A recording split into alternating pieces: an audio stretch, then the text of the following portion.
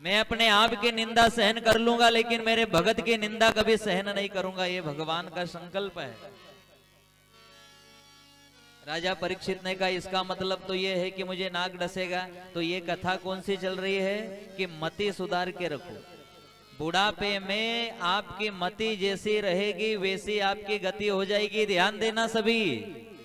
तीर्थ यात्रा करने से, यज्ञ करने से, सत्संग श्रवण करने से क्या होता है, हमारी जो मति है वो भगवान में रहती है।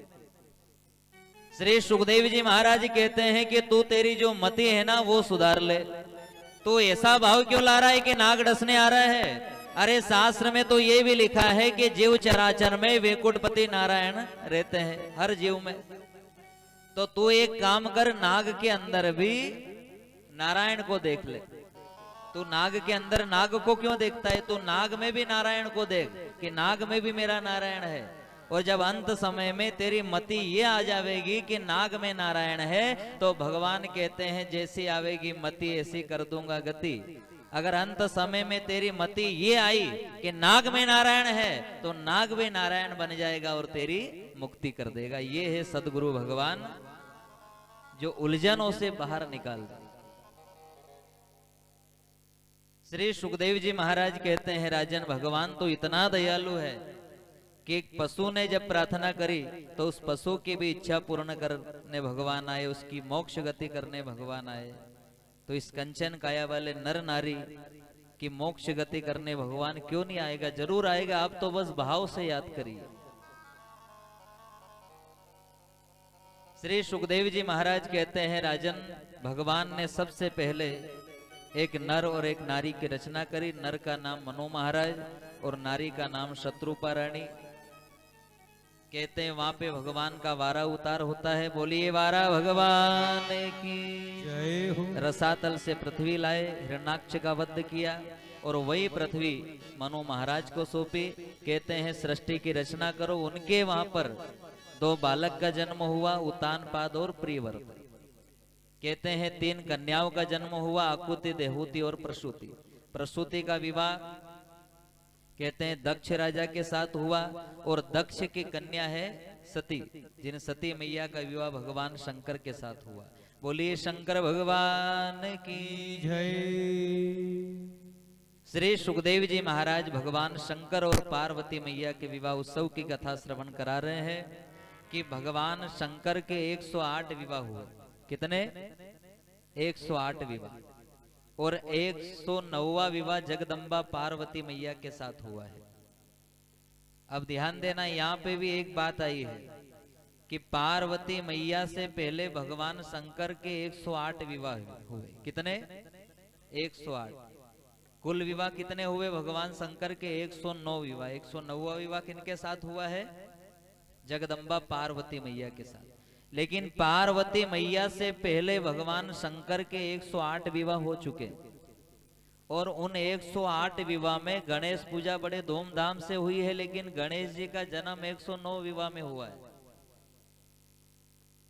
ध्यान देना, गणेश जी का जन्म कब हुआ? जब भगवान का 109वां विवाह हुआ। और पूजा कब से हो रही है? 108 विवाह जो हुए उनमें गणेश पूजा बड़े धूमधाम से हुई। लेकिन गणेश जी का जन्म कब हुआ? 109वें विवाह में। कैसे मानोगे आप? बाप से भी पहले बेटे की पूजा हो गई।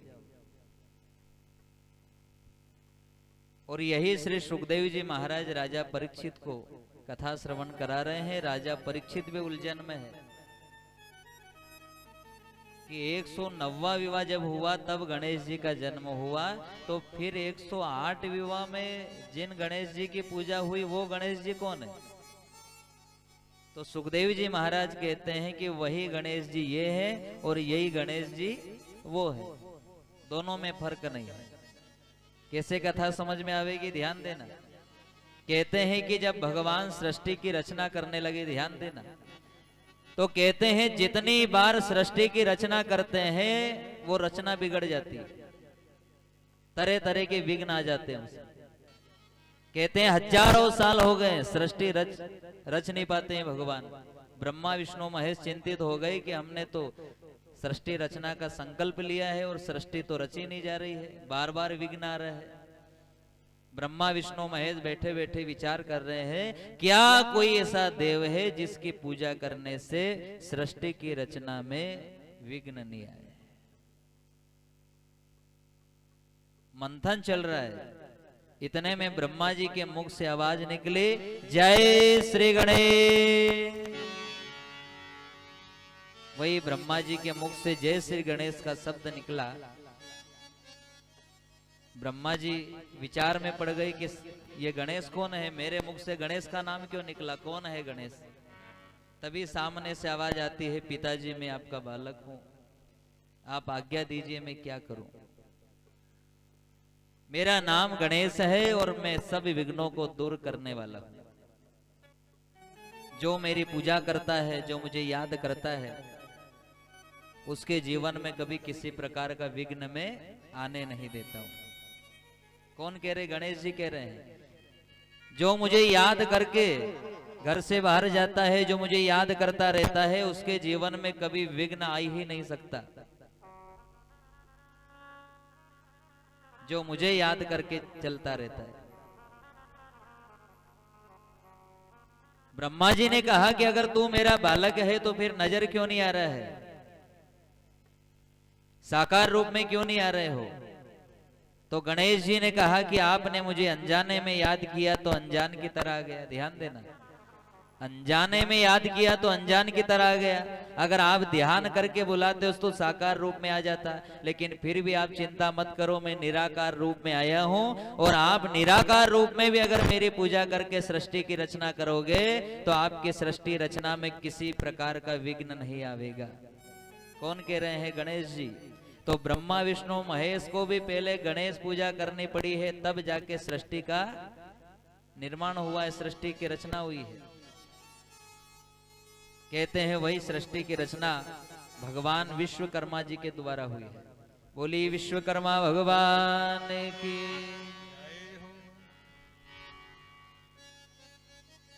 गणेश पूजन करने से किसी प्रकार का विघ्न नहीं आया है। और कहते हैं तब जाके भगवान ने वरदान दिया गणेश जी को कि हे गणेश, तेरी पूजा करने से किसी प्रकार का विघ्न नहीं आया, इसलिए आज से हम ये वरदान देते हैं कि संसार में सर्वप्रथम पूजा गणेश जी की होगी। बिना गणेश पूजन से कोई भी कार्य संपूर्ण नहीं हो सकता, विधि विधान से नहीं हो सकता। और ब्रह्मा जी स्वयं कहते हैं कि जब बाबा महाकाल के 108 विवाह होंगे, जब तक तो निराकार यानी हवा के झोंके में घूमते रहोगे। और जब बाबा महाकाल का 109वां विवाह जगदम्बा पार्वती मैया के साथ होगा और पार्वती मैया स्नान करने जाएगी, मेल का पुतला बनाएगी, तो 108 विवाह तक तो निराकार हवा के झोंके में घूमता रहेगा।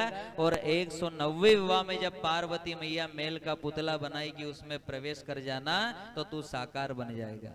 बोलिए श्री गजानन गणपति महाराज की जय। तो गणेश जी को प्राण देने वाले कौन है? ब्रह्मा जी। और शरीर देने वाली माँ जगदम्बा। कहते हैं पार्वती मैया ने भगवान शंकर को प्राप्त करने के लिए 3500 वर्षों तक तप किया था। कितने वर्षों तक? 3500 वर्षों तक। किनके कहने से? नारद जी के कहने से। जब नारद जी आए, नारद जी ने हाथ देखा, सब गुण बताए कि तेरा पति ऐसा होगा, तो पार्वती मैया ने भगवान शंकर का ध्यान किया कि ये जितने भी गुण जो बताए हैं नारद जी ने, वो सब गुण तो मेरे बाबा भोलेनाथ में हैं। वही नारद जी ने कहा कि बाबा भोलेनाथ को पति रूप में प्राप्त करने के लिए तप करना पड़ेगा। तो वही पार्वती मैया ने 3500 वर्षों तक की हड़ताल तीज करी है। ये हड़ताल तीज कैसे? अब ध्यान देना, पार्वती मैया की एक सहेली है जिसका नाम है तालिका। क्या नाम था? तालिका नाम की सखी। और हर माताएं बहन की एक सहेली होती है, मनपसंद सहेली। और ऐसी सहेली होती है कि वाह का आदमी के बात नहीं बताएगा, लेकिन सहेली के बताई दे। देख तो ऐसी ऐसी बात है।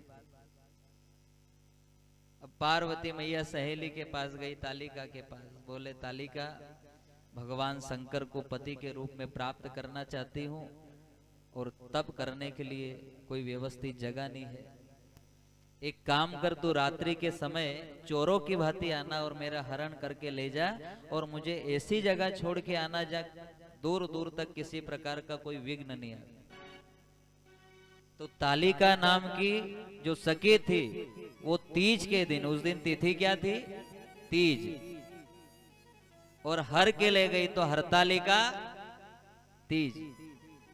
जिस दिन पार्वती मैया को हर के ले गई तालिका नाम की कन्या और तिथि थी तीज, तो क्या हो गई? हरतालिका तीज।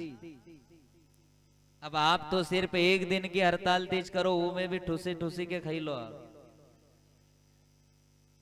और पार्वती मैया ने 3,500 वर्षों तक की हड़ताल तीज की है। 1000 वर्षों तक पेड़ के पत्ते, 1000 वर्षों तक पेड़ की जो छाल रहती है वो, फिर 1000 वर्षों तक वायु को, फिर 500 वर्षों तक अपने प्राण को मस्तक पर चढ़ाया, तब जाके ब्रह्मा विष्णु महेश के आसन भी हिल गए। और कहते हैं वही कामदेव के द्वारा भगवान शंकर का जागना, भगवान शंकर के तीसरे नेत्र से कामदेव जलकर भस्म हुआ। भगवान विष्णु ने प्रार्थना करी। आइए हम सब भी भगवान शंकर को मनाते हैं। बोलिए श्री महाकाल राजा की जय।